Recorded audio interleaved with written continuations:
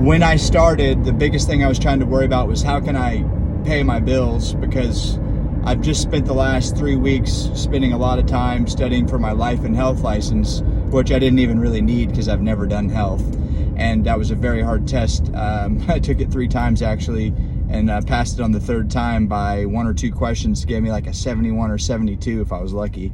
That being said, I showed up to the office, and then I literally was just like, how can I pay my bills? And how I didn't make a sale my first week until Wednesday.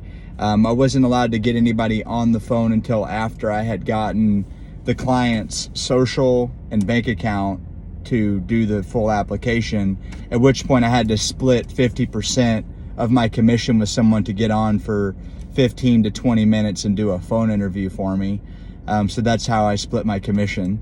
And then at the same time, I was dealing with just worrying about like, okay, selling enough and enough volume in order to pay my bills and be consistent.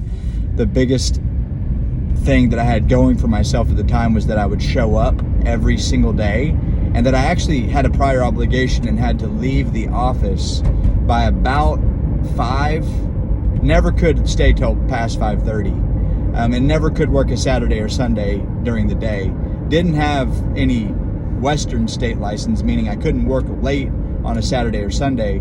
So I literally had to make everything happen for sure between the hours of about 8:30 in the morning to 4:30 to 5:30 Monday through Friday. But my talk time was usually higher than anyone's that they were tracking at the time. And then also my sales were respectable, and actually number 8 in telesales my first 6 months, and then number 11 my second 6 months my first year, pretty much working a lot of that from 9 to 5, not doing hardly any weekends. If you average it all out, 9 to 5, but working really efficiently and really hard between those hours. I mean, we're talking 15, no more than 30-minute lunch, sometimes a 15-minute break here and there, and then really trying to trim that fat out of your day to not let things enter in that could distract from it. That does happen and did happen, but ideally, especially when you're new, you can't afford for that to happen. So that's why this really underlies everything that matters. But I was nervous because I was like, I'm never going to get all this stuff down. Never going to figure this out. Had all these negative thoughts and emotions going on. I was like, I'm never, ever gonna figure this out. I'm never gonna get this down. I'm not gonna make it. I've never been 1099. I've never been commission only. This is horrible. It's not gonna work. And I'm never gonna figure out all this health stuff, how the medical and the terms and the this and the that. I was like, I'm never gonna get this down. And now I don't like the back of my hand, but it's only because I continue to show up every day and every day and every day and every day. And thank goodness, being consistent and getting really good at something is really rewarding.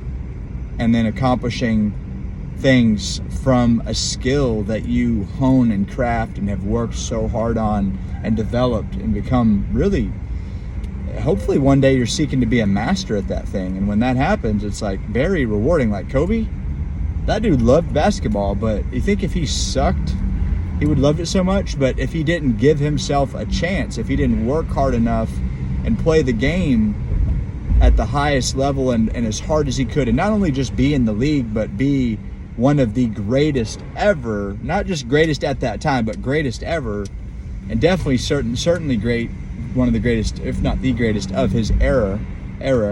I would say that at that time, it's because he spent so much effort and time at a young age and just built, and it becomes a very fun and enjoyable thing, the satisfaction of overcoming all these obstacles that we all inevitably face by living on planet Earth, and then just doing really well with all the adversity, despite anything going on, all the distractions, all the things that pull you away.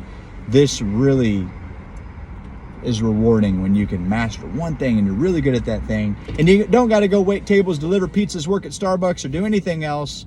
other than this one thing and just get great at that and go all in. And the grass is not green on the other side. And it is certainly harder running people than it is to run myself. I can tell you that right now. It is easy for me to do this job by myself now. It is really difficult for me to run other people. And I hope that in 5 years from now, I'll be saying the complete opposite of that.